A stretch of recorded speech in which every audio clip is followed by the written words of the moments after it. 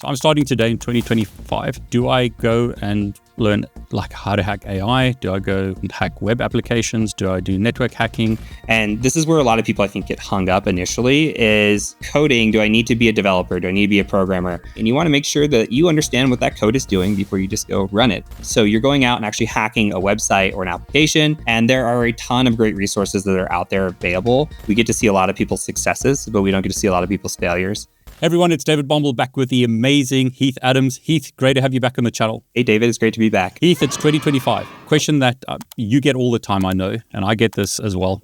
I want to become an ethical hacker. How do I do this? How do I become like you? Yeah, it's a great question, David. We've got a roadmap that we've laid out, and I'm happy to be here and sharing it today. Yeah, looking forward to this because just for everyone who doesn't know you started as an accountant. I mean, there's a long journey, right? But you were an accountant. Then you were like a network engineer, if I understood right. You became an ethical hacker. You've started an ethical hacking business. You do blue teaming now. You do like a whole bunch of things, right? Yeah, we're kind of all over the place, but it's been a wild journey from definitely accountant to running a pen test company. It's very weird. And I think it's really important to highlight, right? You run a pen testing company. You pen test. You have people in your team that pen test. So this is based on real world experience. Yeah, absolutely. We're always hiring and trying to understand the market. And so this is based on latest and greatest ideas and what we're seeing in the market and the ideal people that we'd rather have on our team. These are the qualifications and training and those sorts of things. That's brilliant. So I'm going to keep quiet, Heath. I get complaints if I interrupt people. So I'm going to keep quiet unless I really have to ask a question. So take it away. Perfect.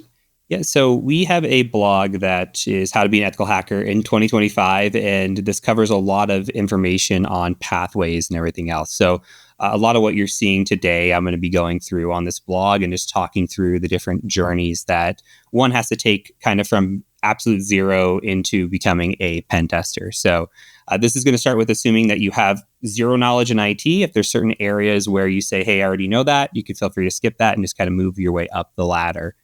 And so we've got this pyramid here that I'm sharing, and this is kind of the foundations, and I equate it to a house. You want to build a strong foundation for your house before you go out there and start building the actual house. Yep. And same thing with ethical hacking. We see a lot of people be interested in the field, and then they go out there, start learning about hacking right away, and they realize it's very difficult, and they haven't learned the foundation. So now they're backpedaling and trying to learn other concepts, and it can honestly lead to failure. So making sure that you have the core foundational skills, very, very important. For us, those skills are what we consider basic IT. So your A+ equivalent or something along the lines of being able to troubleshoot, build computers, those sorts of things. Layering onto that, networking skills, going above and beyond that, security skills, and then some things related to specifically for cybersecurity. You're going to need to know Linux. You're going to need to know some programming as well. So I'm going to cover the different resources that are available there, kind of in that order.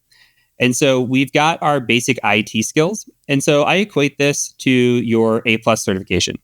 Now, I don't think that you have to go out there and get every single certification that I'm going to talk about. And it's not necessary to go get A+, NAT+, Security Plus if you don't want to, you don't have the funds. It's all right. This is just equivalencies.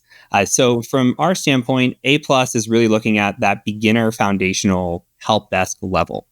And so we have training out there that is specific to this, which is, I think, great. Professor Messer is fantastic. This is completely free.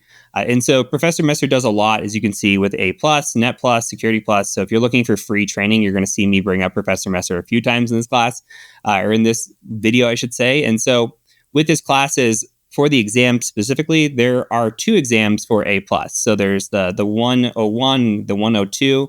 And he's got training material for both of those. And so you could just go in here and watch the videos. His videos are a little bit more of kind of PowerPoint-like. And so it's not as hands-on with the material, but you're just kind of learning the overall concepts. And some of it gets a little hands-on, but not really. A paid alternative there is Mike Myers. I think Mike Myers does a great job on Udemy.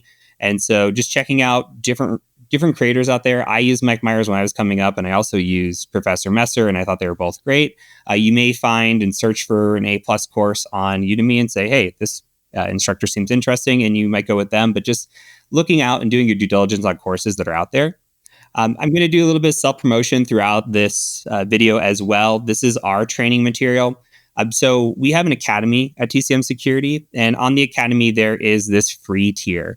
So we have a lot of the foundational courses, and our goal is to release foundational courses for everything that you see in this video.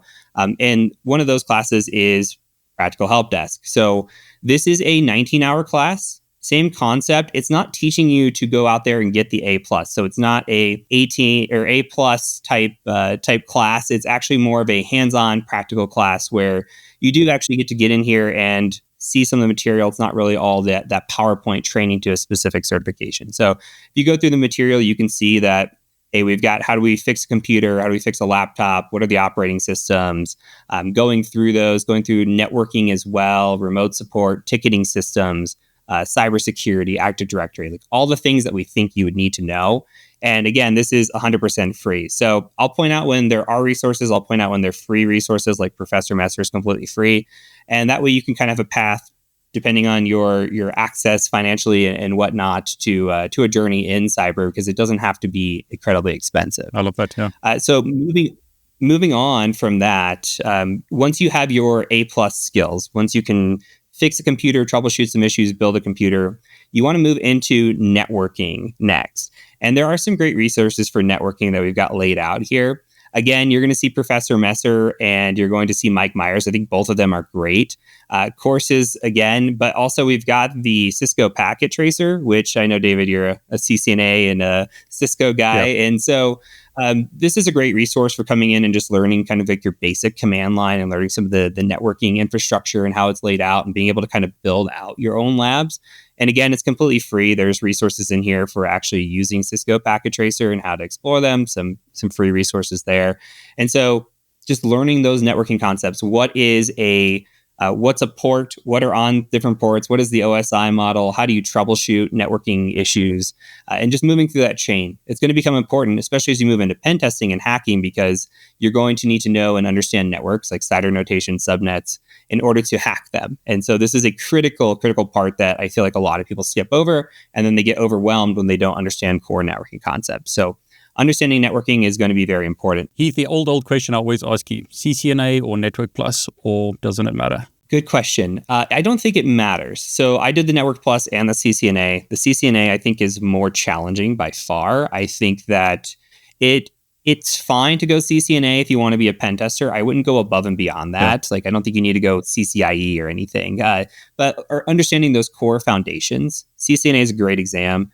Network Plus is fine as well, but just making sure that you have those. I think that the only thing with the Cisco side is that you can start rabbit holing yourself into Cisco specific. So CompTIA is vendor neutral, but I do think that there's some benefit to actually getting the CCNA and understanding some of the command line interface and just being able to, what happens if I hop on some sort of networking equipment, because you get more hands-on with the CCNA than you do the Network Plus, and there are benefits there as well. But again, you could do no certification. You could do both certifications. Like it's completely up to you and what you want to do. Yeah, so get the knowledge. Don't worry so much about the cert. 100%. All right. Next up, Linux skills are going to be very important. So the platform that most of us live in for hacking is called Kali Linux. There are other versions out there too. There's like Parrot, or distributions, I should say. There's Parrot. Both of them do kind of the same thing. They're operating system or distribution made for penetration testing or ethical hacking. And so basically they're a form of Linux that's Debian based, and you just have all the tools available to you, or most of the tools available to you for doing hacking right out of the box. And so you're going to need to understand how to navigate around Linux and use it, because it's different than Windows, it's different than Macs as well. It's kind of its own little learning curve. So there are a lot of great resources out there for learning Linux. I'm just going to start with ours because that's the one first in the order here. But again, this is part of our free tier, Linux Fundamentals. You can come through here and just pick up Linux without having any former prior knowledge there. And it covers quite a bit. I think it's a 2-hour course here. So it gets you through, hey, how do I actually use Linux, open the command line, all the way to actually writing some scripts with Bash, which is good for your programming skills. There are other actual resources out there too, like Linux Journey is a great one. You can come through here and just do some of their different modules that they have, and it's all free as well. We've got Over the Wire, which are these war games, and Bandit's one of those ones for beginners. They've got a bunch of different war games in here, but basically it's kind of like a capture the flag. You go through and you have different challenges on these levels, and you have to accomplish different things, and that helps you kind of learn Linux through challenges. So I'd recommend like starting with a Linux class first, and then coming through and challenging yourself to get through some of these challenges and think a little bit logically while using Linux. Ultimately, there's a ton of resources that are here. We also have on our academy, the paid side of the academy, they have a Linux 101 class, which is kind of above and beyond the 100, but it does get a lot more in depth. So if you find yourself saying, hey, I want to know more about Linux, there are curated resources out there as well. You could go to Udemy, same thing. You could go to YouTube, search for a course. Just make sure, honestly, that you're looking up more of Debian-based Linux because that's what's used in ethical hacking. There's different versions of it. But I'd be searching for Debian-based courses, Ubuntu, things like that, that could help you out. Heath, I love what you've done, right? Where you have got the paid courses, but you're making so much available for free, especially for beginners. I mean, it's great to see. Yeah, I mean, we've got this motto of we don't believe that anybody should be priced out of education, and so coming and learning the foundations with us, I think, is a great alternative. And like a lot of our videos are meant to just be short, digestible, especially for this modern era where we want information as quickly as possible and not as long as possible. So just getting that hands-on kinesthetic learning, and I think it's a big benefit to the community. That's great. So once we get past our Linux side of things, coding is another area where it'd be very beneficial to learn. And this is where a lot of people, I think, get hung up initially is, okay, coding, do I need to be a developer? Do I need to be a programmer? And the answer is no. Like, if you understand programming and you can go on and be a developer, I think that's a great addition to your skill set.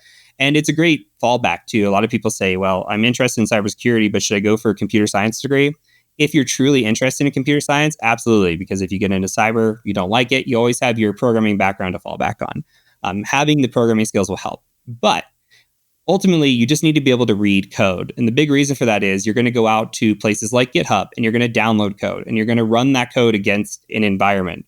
If you're doing ethical hacking, that's going to be potentially against a client or your own company. And you want to make sure that you understand what that code is doing before you just go run it willy-nilly. And so from our side, being able to just read code and understand code helps. If you're able to take that above and beyond, be able to program, automate some of your things and your tasks, that's even better. And there are tons and tons of resources out there for learning programming. You can find your own again. I'm just going to list a few of those out, but there's tons that are out there completely free. For us, again, free tier, we've got the Programming 100 Fundamentals, covers a lot of the core concepts, and we teach in Python, which is where I think the industry's going in terms of used to teach Java as like your introductory programming language in college, and now they're teaching Python. It's just a lot easier to understand and learn for beginners. And there's quite a bit of information here too. You get to build out your own tools and learn to automate a lot of processes. Again, completely free. Free Code Camp, another great resource that's out there. They do have a ton of tutorials. They are all over the place. So make sure if you're looking for programming tutorials, you're looking for Python 3 because Python 2 may show up, and that's deprecated nowadays. So Python 3 would be good to know.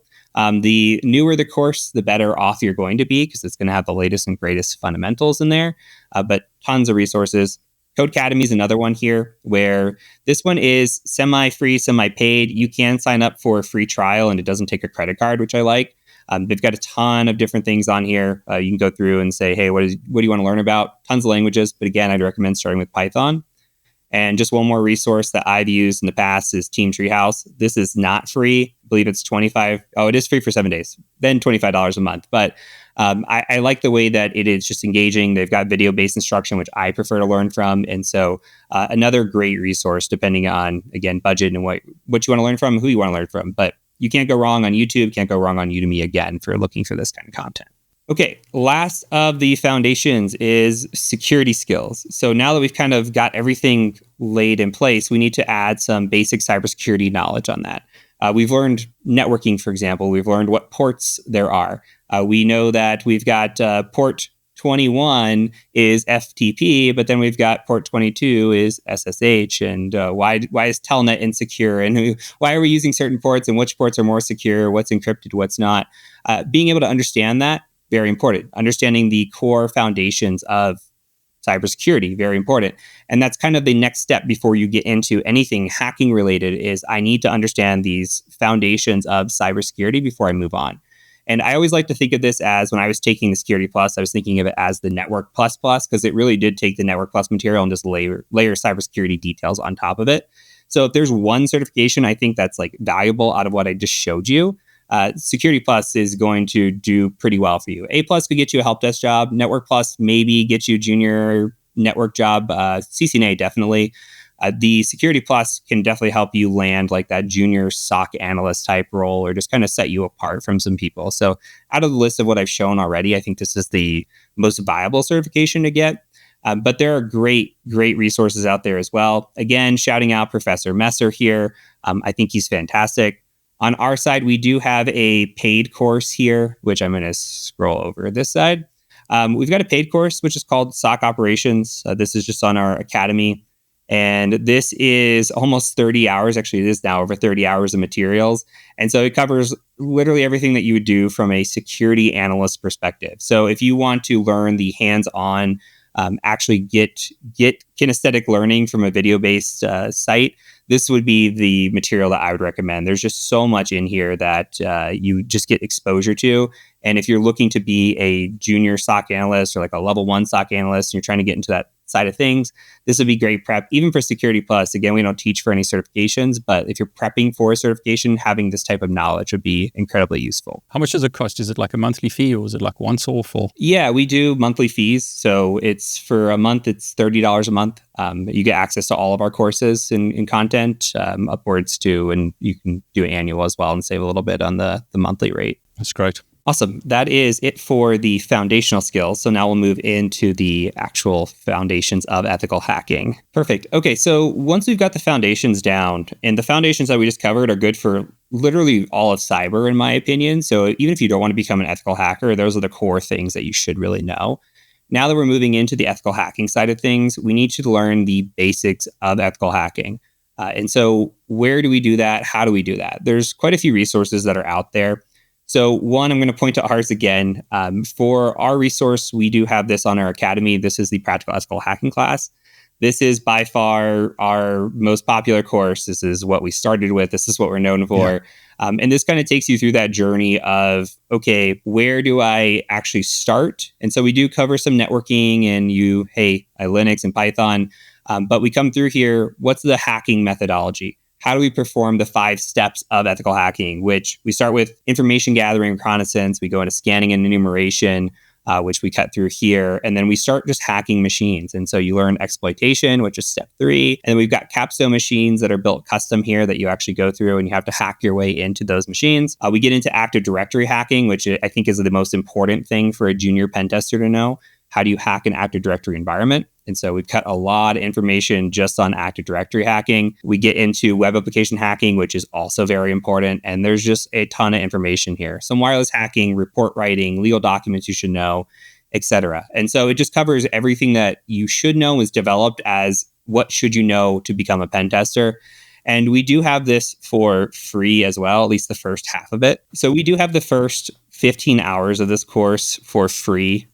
This is a little bit older. This is 2023 edition, so it's not the latest and greatest, but it gives you a great idea, and it is the core foundation still of what it covers to get you to that next level of understanding what ethical hacking is like. Am I going to actually even like this? This is something I want to do. So before even putting any money into anything, you can come to YouTube again and go through this content and these courses and actually see, do I want to become an ethical hacker? And there's a part 1 here, there's part 2 here. And you can absolutely come through and check this out. There are other resources out there as well. TryHackMe is one that has some free options and some paid options.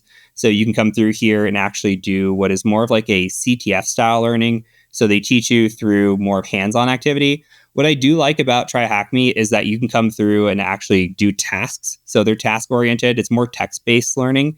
But you can come here and have objectives and then submit answers and learn through exercises. So that's pretty nice.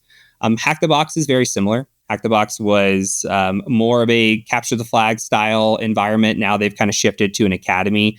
Their site is not free in that sense. You do have to pay for what are called cubes on their site. So depending on how many cubes and paths you want to go down, the pricing does change. but it's another great resource that is being utilized by a lot of people.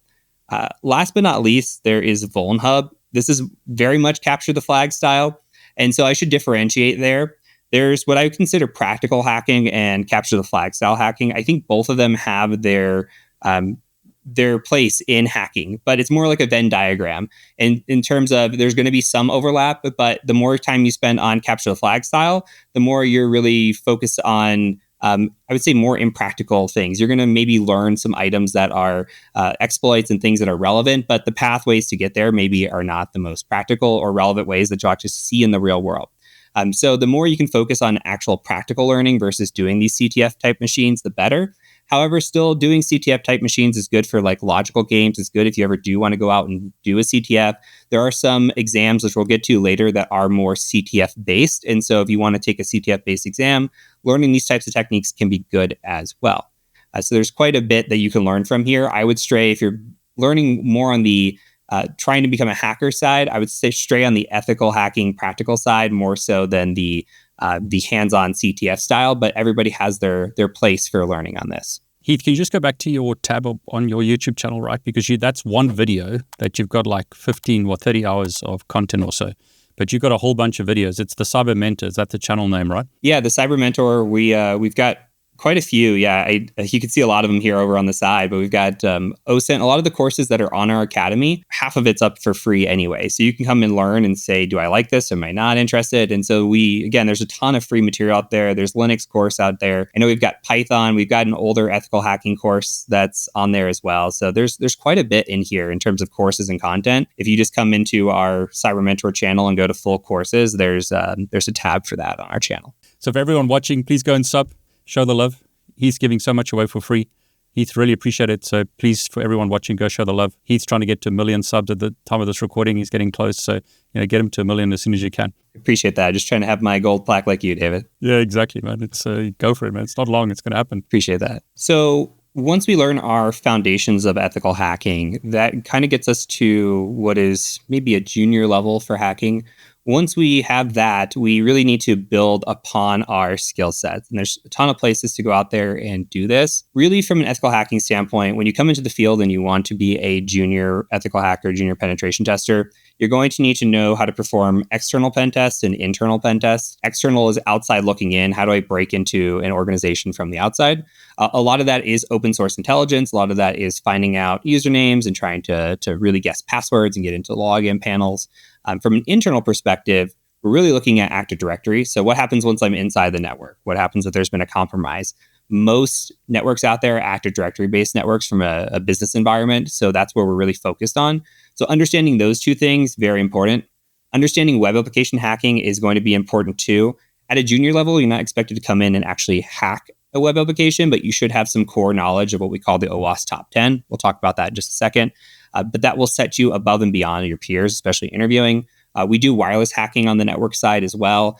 There's additional types of hacking as you kind of grow in your career. I mean, there's airplane hacking, IoT hacking, mobile hacking. There's all kinds of stuff that's out there that you can turn in and specialize. But for now, we're going to focus on what are the core things that I really should know if I want to be set myself apart as an ethical hacker. And so we've talked about Active Directory already. And for Active Directory, I'm biased a little bit, but I truly do believe the practical ethical hacking course that we have is the best bang for your buck out there to learn Active Directory hacking. There are some blogs that I listed in our blog and people that are really good contributors to the Active Directory hacking space. And so definitely go check those people out, as well as any of these people follow their X or their Twitter and be able to just kind of get updates on Active Directory if you're interested in those sorts of things. I'm going to shift down to web here and somewhat mobile. Web is very important. You can actually be a web application hacker. You can be a network hacker as well, but you can be a web application hacker without being anything else. Like you could just specialize in any topic. Web application has become very prominent because a lot of programs that are out there called bug bounty programs that will actually pay you to go and hack their application. You submit the bug to them, you get a reward, usually monetary. And so it's become incredibly popular in the hacking space. Most of those are web, not all, but a majority of those are web. So you're going out and actually hacking a website or an application, and there are a ton of great resources that are out there available. I'm going to start with the free ones. Best bang for your buck, because it's free, is Portswigger Academy. They actually make one of the tools, which is called Burp Suite, that we use pretty heavily from a hacking perspective when using web apps. This academy has absolutely amazing resources. You can just come in here and click on any of these modules. They give you labs, they give you lessons, they give you walkthroughs, and it will just take you from 0 to 100 pretty quick in terms of just able to learn these concepts. We have other resources too, like Hacker 101. This is pretty neat. They have some video lessons in here. I don't know if I'm still on there, but I taught quite a few of these classes back in the day. There's a CTF here that once you've kind of taken your video classes, you can go participate in their CTF. If you complete the CTF, you get a private invite, which is kind of nice. Private programs are a little bit better than public programs. Not everybody's in it. So you actually have a little bit of exclusivity. You can kind of hack and know that, hey, not the entire population can come see this program. So you have a greater likelihood of finding some bugs, which is kind of nice as well. Hacker One is a bug bounty platform, as is BugCrowd. BugCrowd has their own university and their videos in here. I don't think they're as curated, but there's still pretty nice videos in here that you can come through and look up different resources and things like that. There is Pentester Lab, which has some free component, pro component. You can come in here and do different exercises for their platform as well. You can see like GraphQL, like literally so many different things that you can go through here and practice. So again, it's just how you learn and your style. From a self-promotion standpoint, we've got quite a few classes. Our beginner class is actually called Practical Bug Bounty. We do partner with Integrity here. So Integrity is another bug bounty platform similar to HackerOne or BugCrowd, that if you complete this class and you submit your certificate of completion to them, they will consider you for private programs, which is really nice. So it says, hey, I have gone above and beyond. I actually do have some knowledge, and that kind of gets you into that system where you start getting private invites, which is really nice. So this kind of takes you from the foundational, hey, where do I start? What are the foundations of hacking? Those sorts of things. The Practical Ethical Hacking course has a lot of this as well. This goes a lot deeper than what's found in the Practical Ethical Hacking. So I would start, again, Practical Ethical Hacking. That's your foundation. This starts going above and beyond that.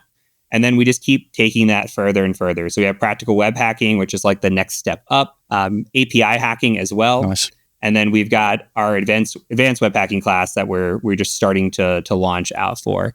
These do have certifications tied to them, as does Practical Ethical Hacking. I won't get too much into certifications right now, but there's certifications to this and exams that if you wanted to go through it, you could. If you wanted to just do the academy, you could do that as well. If you're interested in mobile application testing, we also have a course on that. This is something that is becoming more popular, especially in the bug bounty space. Worth considering as well. And you could specialize, and that's a good way to specialize and be in kind of more of a niche field and kind of set yourself apart from from all the other hackers. I would be in trouble if I didn't mention OWASP from a web hacking perspective. OWASP.org is a great community. Really what they do and what they're known for is this top 10.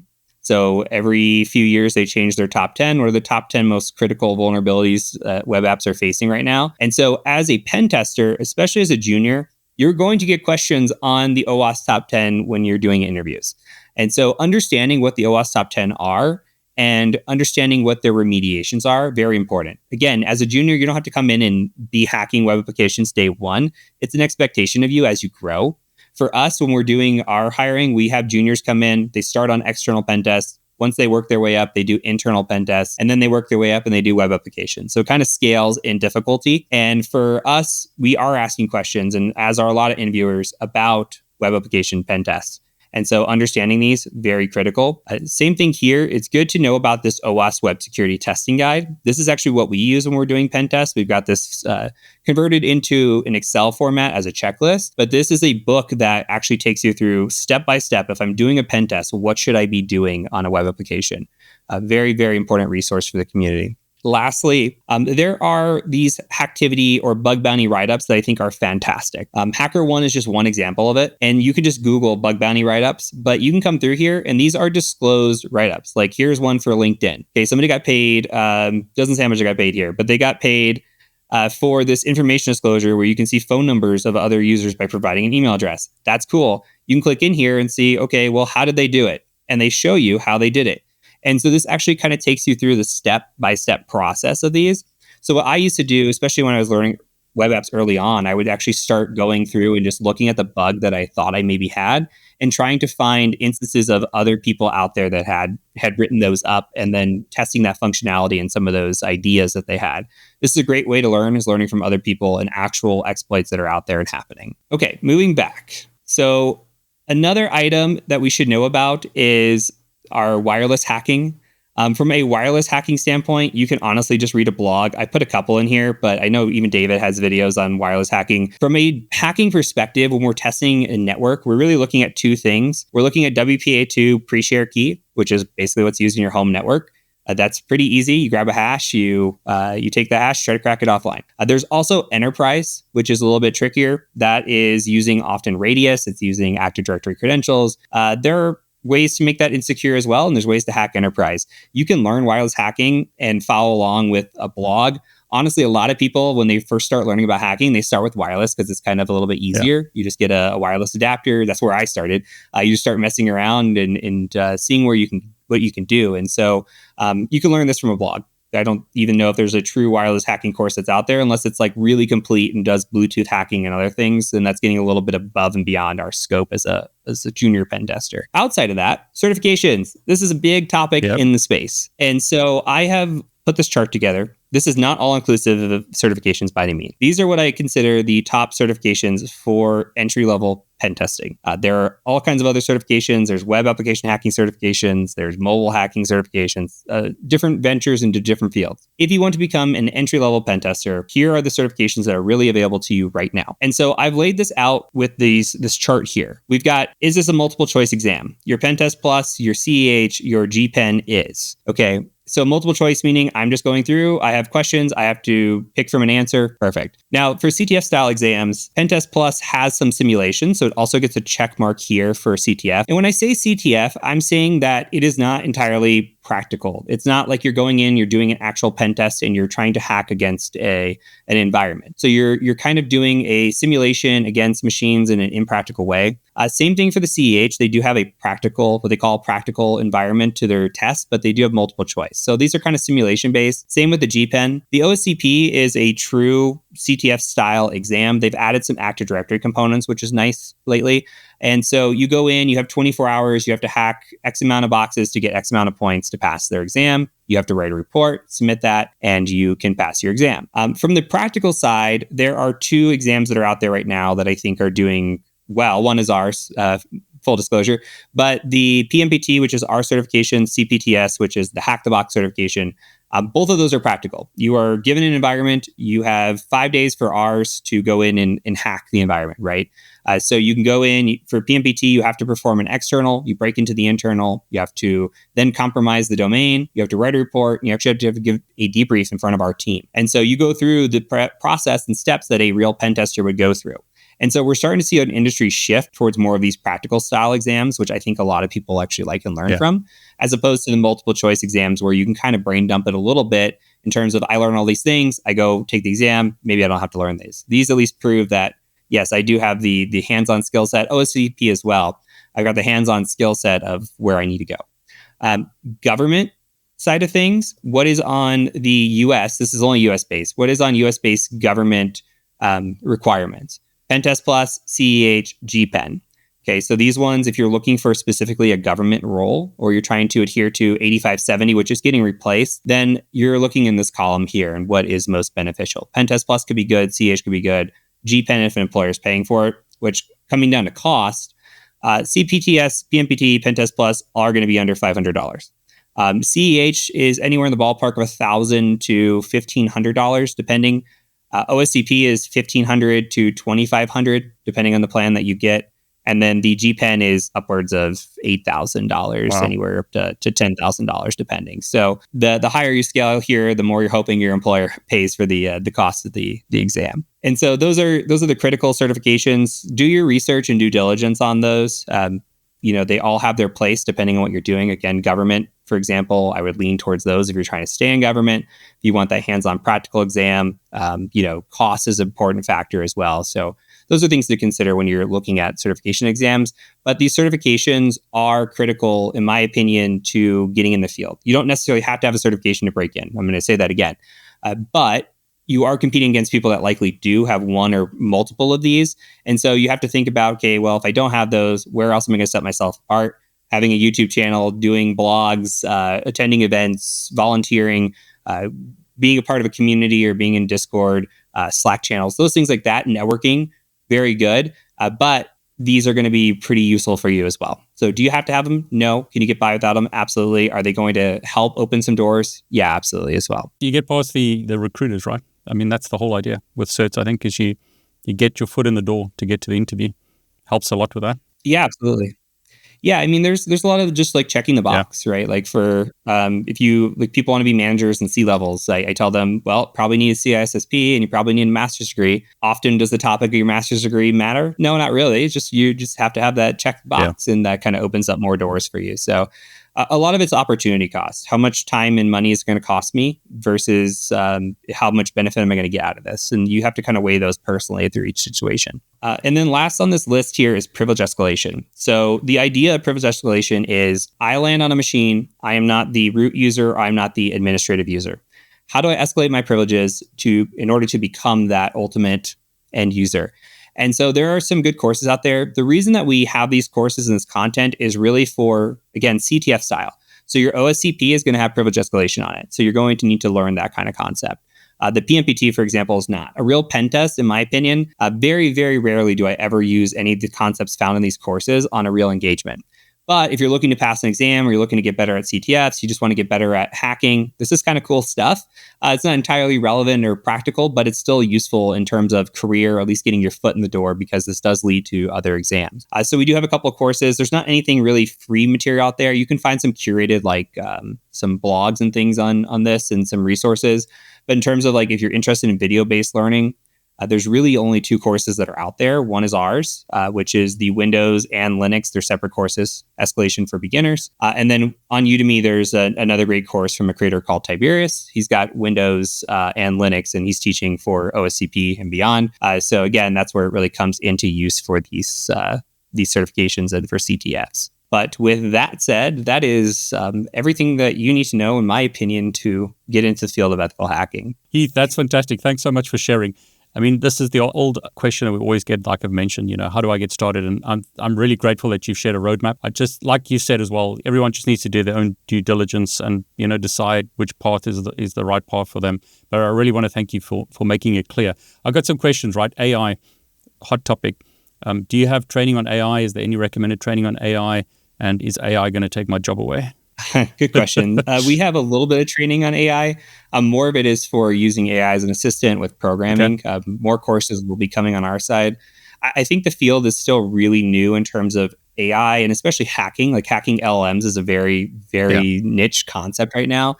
Course material, not that I'm tracking, not to say that it's not out there, but you will probably see some more as time goes on. I have seen some, like Portswigger's Web Academy has some modules on hacking hacking LLMs. It's just a few modules, but it's still better than nothing. So there are some concepts that are taught out there, but again, it's going to be increasing as time goes on. Is AI going to take our jobs? Ultimately, in the pen test field, I think you're pretty safe. For like entry-level jobs, like help desk, I could see AI replacing that in the next few years. You're already seeing it with the entry-level jobs, like they're moving AI for drive-thrus. They're moving to AI for drive-thrus and assistants and things like that. So yeah, the lower level the job, the higher risk that you are. But in order to think like a hacker, it's going to take a long time for AI to get to that level. It's still making pretty basic mistakes on some things right now. So I don't think there's any fear there. I would say that you're more likely to lose a job at entry level than you are going to be any sort of cybersecurity role. Now, using it as an assistant, understanding and learning AI is going to be critical to your job. I use it literally every day. Like it's something that you absolutely have to keep in your toolkit because it's just like anything else in cyber. The field is always changing. Yeah. You need to adapt and learn to what the new trends are. And that's going to be critical to success in this field. So I'm starting today in 2025. Do I go and learn like how to hack AI? Do I go and hack web applications? Do I do network hacking? Or is it like just follow this path and then once you've got a bit further along, then you decide what to specialize in? Yeah, I would say you need to get through at least that middle tier of the pyramid that we showed. Anything beyond that, you can kind of start diversifying a little bit. So do I want to become a network hacker? Yeah, there's plenty of opportunity there. You can completely specialize in that, especially with cloud now. So a lot of companies are moving away from true Active Directory and moving to Entra, Azure, and in the cloud. And so there's some Active Directory hacking around that as well. You have web applications, mobile applications. AI is going to be another niche. What I tell people is find what makes you excited to wake up and learn in the morning. And really, that's where your path should take you. All these fields will pay well. Everyone will have its own niche. You could specialize. You could be a generalist. Doesn't really matter. I would consider myself a generalist that really, really loves Active Directory hacking. But there are people out there that just specialize in a little bit in everything and not really a true specialist in any one specific topic. And they do fine in their career as well. I love that. I mean, if you can enjoy what you're doing, then you're paid to have fun, right? It makes it so much better. I love coming into work every day. If I specialized in something that I really didn't enjoy, like accounting, it'd be pretty miserable. I'm so glad that you decided to leave accounting and come into this, field. You've added so much to the community. So I'm glad you left accounting. I also studied accounting, and thank goodness I left that behind as well. Man, I think we would have both been terribly unhappy. I'm grateful every day. Heath, one thing you didn't mention, do you have a Discord, or, how do I connect with people? Because, I'm just someone somewhere. How do I interact with people in the community? Is it people that I should follow on Twitter? Was it do you have a Discord? How do I get to ask you questions, or perhaps other people in the community? Yeah, that's a great question. We do have a Discord. It is tcm-sec.com/Discord. Or you can go to discord.gg/TCM. I'm a big believer in Discord. And so I'm a big believer in mentorship through community, I should say. That's how I learned coming up. And I think that's the best way. A lot of people are out there looking for one-to-one mentors, and mentors really are limited on time.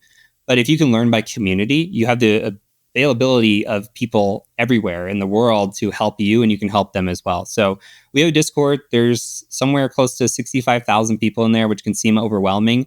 But that's just 65,000 potential resources as well. We've got different areas in there for different certifications, pathways, foundational skills. There's job postings, career advice, resume reviews. It's a really great place to just come and meet other people. The advice that I give people, if you do go to a community, even if it's not ours, is just give back what you take. Feel free to ask questions and go in there and learn from other people. But if people are asking questions as well and you know the answer, help out. It pays to be a good person. It pays to give back because people are watching. And 65,000 people, there are executives in there, there are managers in there, and a lot of people get jobs just from being a contributor into a community. So that's my big advice there, is just give back what you take and really utilize the community as best as you can. And last thing is, there's always somebody that wants to be where you're at right now. So even if you just started learning 2 weeks ago, you're 2 weeks ahead of somebody that hasn't started at all. And so don't feel like I don't know enough, I can't help out. I think that's a bad mentality. Yeah. There's always going to be somebody that wishes that they were at where you're at right now, and you're always wishing you could be somewhere else, right? So again, just keep that in mind. And community mentorship, I think they're great to have, and I think ours is a fantastic resource. And I always think, people who are young think they're too young, and people who are old think they're too old. But I think everyone's on a journey, like you said, and people who can relate to you may prefer getting an answer from someone like yourself rather than, say, from me or Heath. So, my advice is always feel free to share. And I mean, even if you get it wrong, it doesn't matter. That's how you're going to learn as well. And in Heath, you and I both teach, right? The best way to learn is to teach. 100%. Anytime I have a complex topic, I will just record myself teaching it to nobody, and that really, really helps. But if you could write a blog or put content out there, it's amazing how many times I actually go back to my own content to pick up something that I'm trying to do on a real engagement, because it just helps you remember, and it's a way to document and keep notes, and it's a way to learn as well. So Heath, talk to your younger self. What advice would you give? It doesn't have to be technical, but like general advice. You want to break into this field. What would you advise yourself, or, what would you tell yourself? Yeah, this is the advice I think I share with a lot of people, is just run your own race. Yeah. And comparison is the thief of joy. It really is. And social media, especially over the past several years, is a place where we get to see a lot of people's successes, but we don't get to see a lot of people's failures. And so we don't understand how long it took them to get to where they're at. So it's very easy to get caught up in other people's success and have a detriment on our own. And so really what you need to do is worry about getting better every single day, being better than you were the day before. Just you, nobody else. You can look at other people and use them as motivation. Hey, I want to be that person. I want to get to that level. Great. But you need to take your own pace getting there. And there are people that are just come in and be naturally talented. And I kind of use running as an example. Like, you may want to run a 6-minute mile. Right now, you're running a 10-minute mile. If you keep looking at the person running 6 and saying, that's my goal, perfect. But don't compare yourself to them and saying, I'm never going to be there. If you can run 9 minutes and 59 seconds tomorrow, that's an improvement. And that's all you really need. there are going to be people that start running and it can already run a 6-minute mile and they've never ran before. And that's just how life shakes out sometimes. Sometimes you're going to be better at something than somebody else is, and sometimes it's the other way around. People are going to learn topics faster than you, and sometimes you're going to learn topics faster than other people. Ultimately, you just need to worry about yourself. Don't compare yourself to others. That really is the thief of joy. Just make sure you're running your own race and trying to be a better you every day. I love that advice. Heath, I really want to thank you for sharing and giving back to the community. Really appreciate it. Yeah, thanks, David. I really appreciate having me on again.